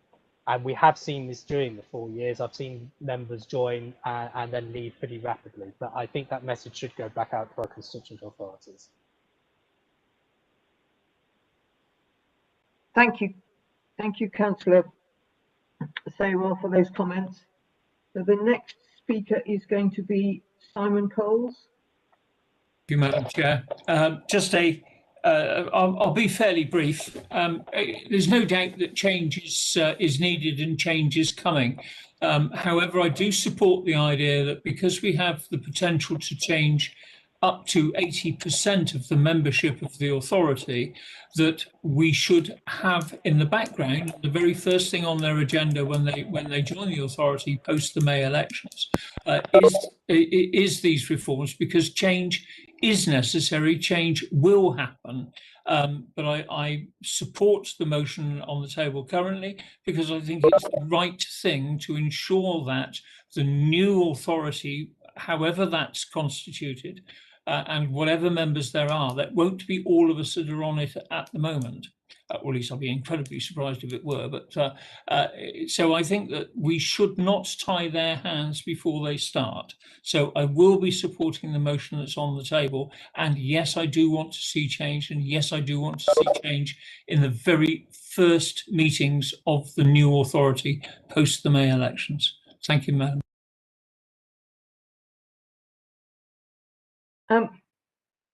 I'm just going to double check a point with the Vice Chairman at this moment, if you don't mind, because he is Vice Chairman. George, did you want to come in now or after Polly, who's Speaker 8? Quite happy to come in after Polly, thanks, Chair. Lovely, thank you. I'll call you then. And Anne Bown has indicated she wants to come back. So, Anne, I'm going to call you much later on, if you don't mind. Because there are a lot of other speakers wishing to come in. So could I call on Rob Hannaford, please? Thank you, Chair. I'm glad that this motion has come forward, or amendment has come forward this morning, because as it stands, I certainly wouldn't be able to support what's on the table at the moment. I'm not frightened by the bogeyman that apparently lives in Whitehall. I think we'll get advice from the government in due course. And, you know, and as has been said before, we've already spent some time on this with consultants to look at the governance and have quite a bit of introspection and looking at how we're working. So I think we've already ticked that box. And what will come down from government will come down from government. I'm not sure why the numbers issue has come back, because I thought that was actually already dealt with. As we know, we cover a vast area. We're a huge authority. And if you look at the figures, it's very inconclusive that we've got too many members, quite frankly. And I think that that is a red herring to a certain extent. And I think, you know, I'm not quite sure actually why that's come back, but there you are. I think what's being offered at the moment, as it stands with 1 and 1A, is actually inferior to what we have at the moment. We have the 3 committees that work around the business of the authority, which I think is quite appropriate. And I think it's rather ironic, really, over the past 12 to 18 months, when we've been trying to beef up and make the committees more robust and do more scrutiny style work and task and finished work and hold the officers to account in a professional way, that then we're potentially looking at blowing it all up. And I do really think the points that Councillor Buchan and others have made is you can have all the structural change that you want, but unless you get the culture right, which is vital, it's not going to work. And I do think that is where, as an authority, we need to major on, is having more use of public questions, member questions, and the whole issues around those, because at the moment I don't think we're making best use of them. We've got member champions at the moment, and I know a lot of great work is going on behind the scenes, but that's the trouble, it's behind the scenes. We've already got them, we can make more better use of them. And also comment was made about going back to the constituent authorities. Well, I certainly went back to Devon and told them what we were contemplating, and you know, our colleagues there by and large were absolutely horrified what we were actually proposing to do. And I also want to just go back to the comments that Polly Calthorpe made last time regarding this sort of random roving audit scrutiny committee thing that we had on the table, and the fact that she said quite rightly how unwieldy that would potentially be. and how inclusive that would be. So overall, Chair, I just think, we don't want to chuck the baby out with the bathwater. We know that there's going to be change on the authority because many members, certainly in Devon, are retiring this time. So regardless of what happens in the elections, we will have new members. We can use this moment of introspection and the work that the group's done as a foundation to look at it. But I'm much more interested looking to the future about culture and doing scrutiny without scrutiny committees than I am about blowing the whole structure of the authority up. Thank you, Chair. Thank you. Excuse me. Thank you very much for those comments. Now can I call on Councillor Yabsley? After Councillor Yabsley, it will be Mike Bess, Polly Colthorpe, Vice Chairman of the Authority, and Margaret Corbett. So could I call on Jeremy Yabsley, please? Thank you, Chairman. And I'd like firstly to thank the working group for all the hours and time they put into this piece of work, which is very significant and very informative. And it's been really interesting listening to the debate so far. And I'm not sure that I can add a huge amount to it at the moment. But one thing I would like to say is that the work done should not be lost and should form at least the basis for further work on this, whether we agree to defer or to take forward one of the options. So for now, I'll just hold there. Thank you, Chairman. Thank you very much indeed. Could I call on Mike Bess, please? Sorry, Chair, having problems unmuting again. Yes, just to say that I will be supporting Councillor Redmond's amendment on this. This is not kicking the item into the long grass, and obviously just to reassure the people that were on the working party that did all this work, and I thank them for it. It's just to bring it to the other sides of the election and bring it back. I'm slightly worried that some people think that the new members of the authority, whoever, cannot be trusted to make the right decision on behalf of the authority.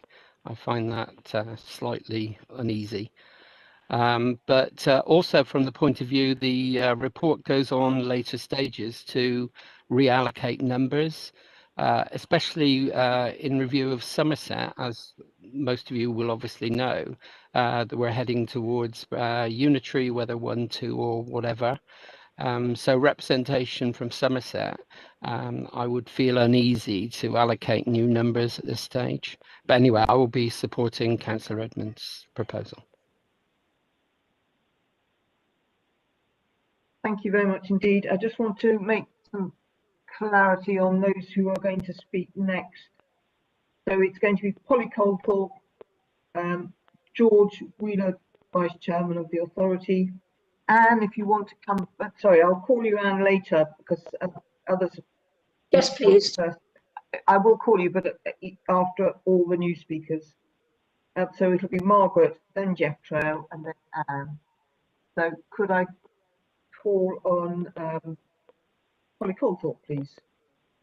Thank you, Madam Chairman. I don't think I need delay anybody very long because almost all of what I was going to say has already been said for me by other members. I don't in any way wish to devalue the work that the group has done, but I am one of those who will not be here after the elections because I'm not standing. And I feel that I don't have a right to dictate to those people who will be here what might be done afterwards. I am not averse to change, but as I've said before, I wasn't happy with the recommendations here. I think what we have has done the job, and I'm not against change, but change for change's sake, I see no purpose for. So I shall certainly be voting for the deferral. Thank you, Madam Chairman. Thank you very much indeed. And could I call on the Vice Chairman, please? Thank you, Chair. I shall be supporting the deferral motion. I think it would be wrong for this meeting, our last meeting before the elections, to determine the modus operandi of the next authority. Unlike some members, I can see significant merit in the new proposals, but for their expected advantages, I'm sure there will be some disadvantages. And I think it would be more appropriate and much wiser for the new authority to decide its own course of action and to live with the consequences. They will have to sort out the problems that might arise. I think it would be it wouldn't be right for us to say this is what we think you ought to do and goodbye, because we're not going to be here to sort out the problems. Some of us, I do hope, Chair, that quite a lot of us are back, but we don't know. And I just have a real feeling of I won't say dread, but concern that I don't want to be the one to vote for something which is then going to lead to difficulties for some other people to sort out. So that's my main cause for concern. We do have to consider that the Windsor Review is very likely to have an impact on the role of the authority and the relationships between the executive and the authority. I wouldn't suggest, if we were a new authority, I wouldn't suggest holding up our deliberations for the sake of that review, but it is there waiting in the wings. And if we don't proceed now, it does mean that we'll be able to take our decision in the light of those recommendations. So I really think we should defer, Chair, and I hope that's what the authority will agree to do. Thank you very much. Thank you very much, Vice Chairman, for those comments. I just wish to apologise to Linda Vijay as the seconder of this motion. I should have asked you if you wanted to speak earlier on. So, Linda, do you wish to come in now, or are you happy to wait and come in after I'm going to take Margaret, Jeff, and yourself. So, Linda, did you want to come in now, or would you be happy to wait for a bit longer? Thank you, Chair. I'm just aware that having seconded the proposal that I've been silent since, but I anticipated that many of our other members would have quite a lot to say on the subject, and I'm happy for them to continue to air their views before we go to the vote. I think anything else that I might have wanted to add has already been said. Thank you. Thank you very much indeed, and apologies for not having called you earlier. So, Margaret, apologies for jumping in before then. So, the floor is all yours. Thank you, Chair.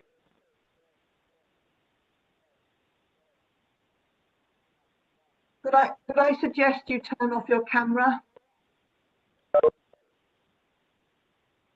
Margaret, could you turn off your camera? The broadband width isn't helping.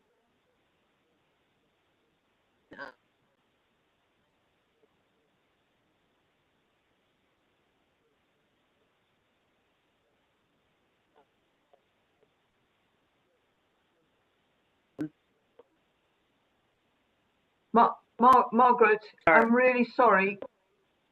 We've either lost. Yeah, without the video might be better. We couldn't hear a word of what you were saying. Can you hear me okay? Okay, so I'm. Are you still there? Okay, you hear me now? Yes, I'm here. Margaret, are you still there?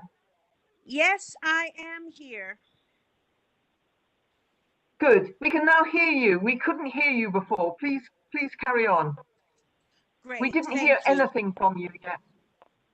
Yeah, I know, and I'm really sorry about that. So, I just wanted to add my support to the proposal to defer. First of all, to support what Councillor Pam Buchan was saying about the process within the working group. She spoke to us a little bit about that, and I think it's really important to give the new fire authority an opportunity to evaluate what it thinks should be best, taking into account all of the references and great work that the CFGS and the working group has done. What I would like to propose is that maybe we could amend this to add a specific meeting date for the new authority where this stuff would be considered, possibly the second meeting. But as a fairly new member, I would be open for the authority to discuss which meeting it could come back at. But maybe some of the concerns of people who are opposed to this proposal could be ameliorated if we sort of hard code in a definite time when all of this back to the authority. Thank you, Chair. Hopefully that got through and everyone could hear me. We heard you loud and clear there. I'm actually going to call Mike Pearson to answer the question that you raised about a potential date for when it would be implemented, because there are issues around the annual meeting when committee structures or memberships rather are discussed. So could I call in Mr. Pearson, please? Thank you, Chair. So you're right. At the annual meeting, the authority in June will set its calendar of meetings, so we don't have any. So we can't give a specific date now. I'm also mindful that most of the comments that I've heard during the debate have been around allowing the new authority to post the elections to determine its how it's going to deal with this. So in that sense, perhaps the new authority should be determining when it's going to be considering this matter and how it's going to be considering this matter. If we do have a significant churn in membership of the authority, it will take some time to bring those new members up to speed, which we would intend to do through the use of forums and the like. And we can do that during the course of June and July. And then I think it would then be taking the feedback from members during the course of those discussions to determine the appropriate time to bring it forward. So I hope that helps. But obviously this is a decision for members to make here in terms of how they want to move this issue forward. Thank you very much indeed for that clarity. I'm just going to ask Margaret whether she has a supplementary question. No, thank you. I'm all right. Thanks. Thank you very much indeed. In which case we're going to move to Jeff Trail and then Linda, and then I'm going to revert back to Anne. So Jeff Trail, please. Thank you very much, Chair. I do not wish to cause a divide within the working party, but I must say that Councillor Buckham's comments were very clear during the working group. She did raise issues which raised a number of good debates, but not all were agreed by the majority. There is need for change, and it is felt there is too much duplication, and we do need to scrutinise more. The two options on the table, and quite rightly, they're not 100%, as Mark Healy said right at the beginning, and will require further work for this authority to move forward for the benefit of the service as a whole. So I'll leave it there. Thank you. Thank you, Councillor Trail. Could I call on the seconder, Linda BJ, please? Thank you, Chair. I believe this has been a useful and healthful debate amongst us all, in able to discuss in full what we think we should do going forward. And I'm happy to propose that we proceed with the proposal to defer this until the introduction of new members post-election. Thank you. Thank you. I'm just going to ask, is there anybody else wishing to speak either again or who hasn't spoken yet? So can I call on Anne Bound, please?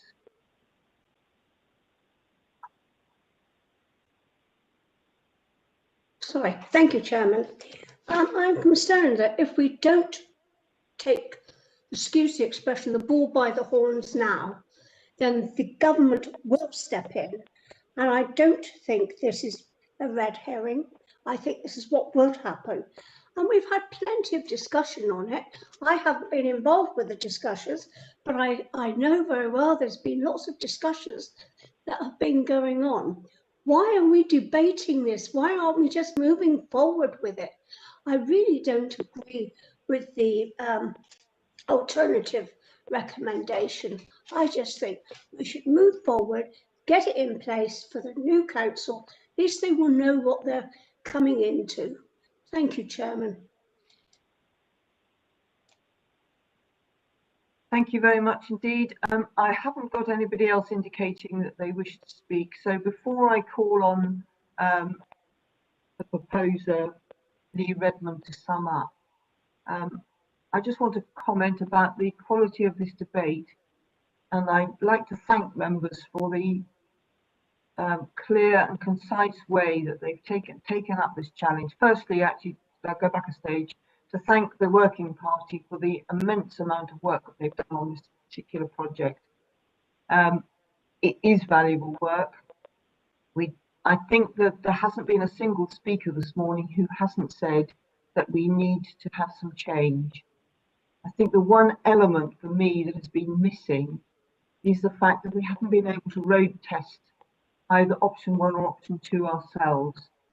And I have some sympathy with the question of delaying to the new authority coming in over this particular point. So that, I mean, it is blatantly obvious that we need to do considerably more work. And we all know that we are a strategic body, we are not an operational body.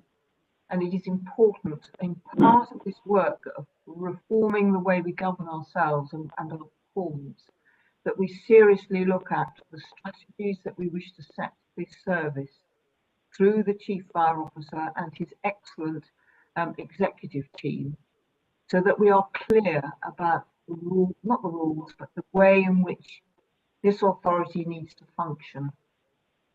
And it is about not getting too involved in the operational side of things, but getting very much involved in holding the senior executive team and the Chief Fire Officer to account for making sure that they deliver on our behalf, on behalf of the residents of Devon and Somerset, to make sure that we have the best service possible to keep people safe from either fire, harm of any sort, or road traffic accidents.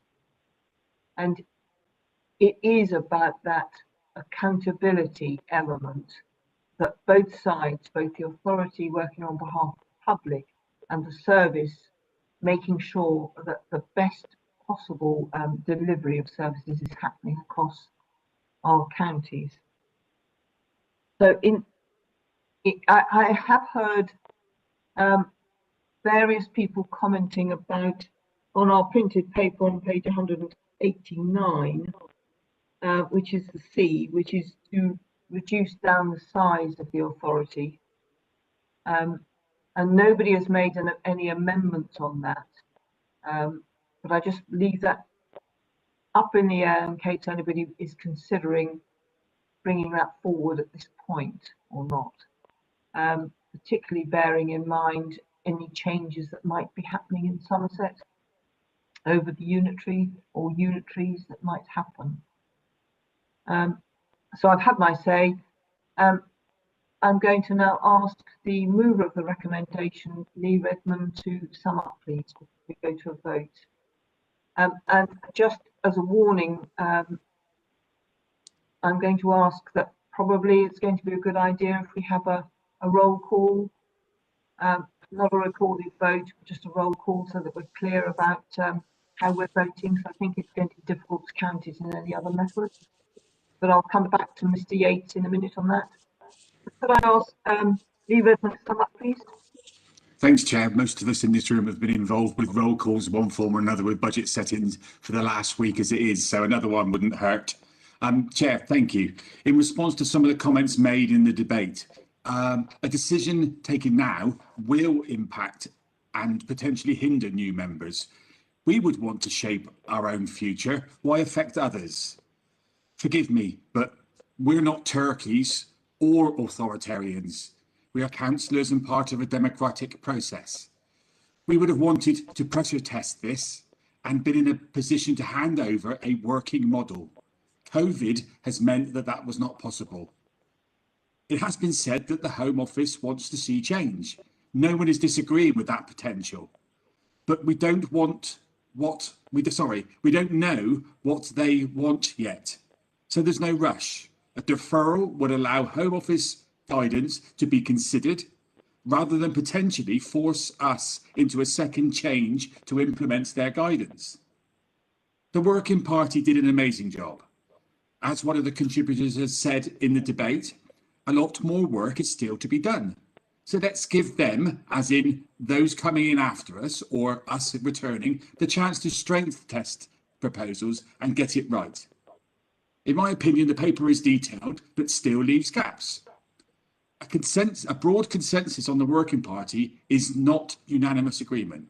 Chair, members, there is no long grass in sight. I don't want to let this report sit on a shelf either. I want our constituent authorities to understand and be part of the process. As the feedback has indicated, we also need to have buy-in from new members. Let's give the new authority a chance to bed in. Let's not talk down incoming members. We are not better than them. Please support the motion and defer. Thank you, Chair.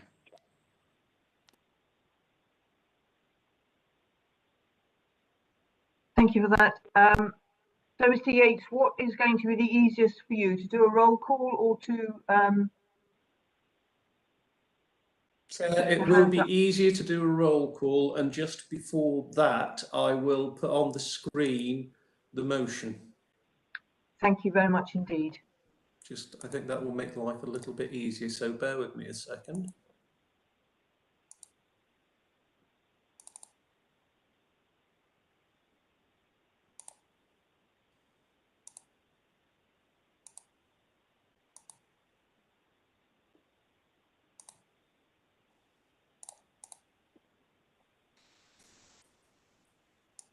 So the motion should be there, Chair. Yes, I can see that clearly. Okay, so I will do the roll call vote then. When I call names, if each member could indicate clearly either for, against or abstain. Okay, Councillor Mike Best. For. Councillor Frank Biederman. Against. Councillor Anne Bown. Against. Councillor Julian Brazil. Against. Councillor Pam Buchan. For. Councillor Peter Clayton. For. Councillor Simon Coles. For. Councillor Polly Colthorpe. For. Councillor Margaret Corvid. For. Councillor Jonathan Dream. Against. Councillor Eastman, I don't think, is with us. Councillor Rob Hannaford. For. Councillor Mark Healy. Against. Sorry about the thing in the background. Against. Thank you. Councillor Swithin Long. Against. Councillor Terry Napper.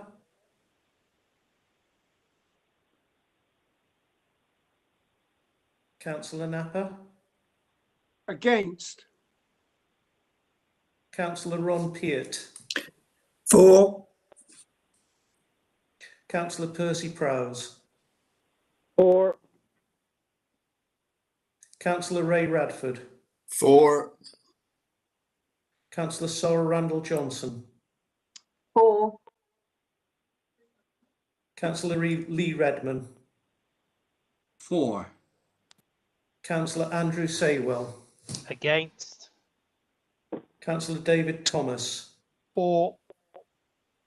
Councillor Geoffrey Trail. For. Councillor Linda VJ. For. Councillor George Wheeler. For. Councillor Jeremy Yabsley. For. That is carried. That motion is carried. Thank you very much indeed. Are there any other amendments or is there none? Then that is then. It moves to a substantive. Then that is a substantive. Moves to a substantive. No, that is the motion, isn't it? It's approved. Yeah. The motion's then approved. Yes. Correct, Chair. Thank you. Who is that? Who's speaking? Sorry, Chairman, if that motion is carried, can we not go forward and put up the representation on that we've got on the agenda? I'm sorry, Anne, the line wasn't desperately clear. What were you saying? That's just gone through. Surely we can go back and do, or would it be wrong to do it that way for us to propose what is actually on the agenda? So, item C. Mr. Pearson, I think she needs some clarification, please. No, the matter's been dealt with, Chair. The item was on the agenda. There was a proposal. It's just been voted on. The decision of the authority is to defer this item until after the election. There's no further motions that can be put on this item now. Thank you very much indeed for that clarity. That brings us on to item 4. Members, as I said earlier, thank you very much indeed for a very good debate on that particular item that we've just concluded. It brings us on to item 14, which is the exclusion of the press and the public. Could I ask the Vice Chairman to move that, please? Yes, Chair. I move the recommendation on the agenda. Recommendation that in accordance with Section 100A (4) of the Local Government Act 1972, the press and public be excluded from the meeting for the following items of business on the grounds that they involve the likely disclosure of exempt information as defined in paragraph 3 of Part 1 of Schedule 12A as amended to the Act, namely information relating to the financial and business affairs of any particular person, including the authority holding that information. I move, Chair. And a seconder to that, please. Madam Chairman, may I speak before the press are excluded? Are you seconding? Sorry. No. Seconding? No. In which case I will second from the chair. Are you all in agreement that we move into Part B? Agreed. Agreed. Before the press are excluded. Agreed. Thank you, members. That is clearly carried. We're going to move into Part B, but as it's been a long meeting, we've been going for 2 hours 20. I'm suggesting that we come back at 12:30. Chair, could I also remind all members that the Part 2 meeting is on a different link to this one, so members will need to join using that link as circulated. Yeah. Point of order, Chair. I thought that Councillor Napper had asked to speak. Can we hear? But I haven't heard from him understanding orders on what it is, because there isn't any area for him to speak. I think he asked to speak before point of order. So I was confident he asked to speak before we took that motion. But he didn't tell me what standing order he was calling to speak on. He wanted to speak to the item that we've just we were just about to vote on, whether to move into Part B. I'm sorry, the quality of the line is not good from Mr. Napper. I'm not being clear what he was wanting to say. Terry Napper, Will you let me say? Can I? Yep. Thank you. What I wanted to say, it's not controversial at all, and I hope it's not. I'm not repeating what was said on the first 15 minutes of this meeting because I couldn't get in. But I would like to congratulate Martin Carnell on his appointment to Group Commander of my area. He's, I think he's pretty well known. And also, I would like to thank the firefighters for their work at or from 3 o'clock yesterday morning at Bridgewater Tech College. I used to go to the Bridgewater Tech College in Broadway, and I'm afraid it has been declared as arson. But I would like to thank the firefighters that took part in that operation. Thank you, Madam Chairman. Thank you, and I'm sure we all send our congratulations to Martin Carnell in his promotion. Chair, it's Mike Best here. Hello, Mike. Because everyone's had a horrendous time getting on, trying to log into another meeting, is it not possible to hold this meeting open and continue it without everybody having to go off and coming back in again? Because I fear that you may lose people from doing that. Just a question. Technically, we do need to do that, but I don't know whether we can terminate the live feed. Chair, we could terminate the live feed and continue with this meeting. I'll just need to confirm that that live feed has been so terminated. So if you want to close this part of the meeting now, and then I can ask Sam to close the live feed and then confirm that. So members, I'm going to suggest actually add another 5 minutes. So I'm going to say 25 to 1. Please come back. If you're on the phone, please dial in for 25 to 1. And if you are online, simply make sure that you're muted and your videos are off. And I'll see you at 20 to 1. No, 25 to 1. On this feed? On this feed, yeah, on this feed, because we've been having so many problems this morning. Okay, thank you, Chair.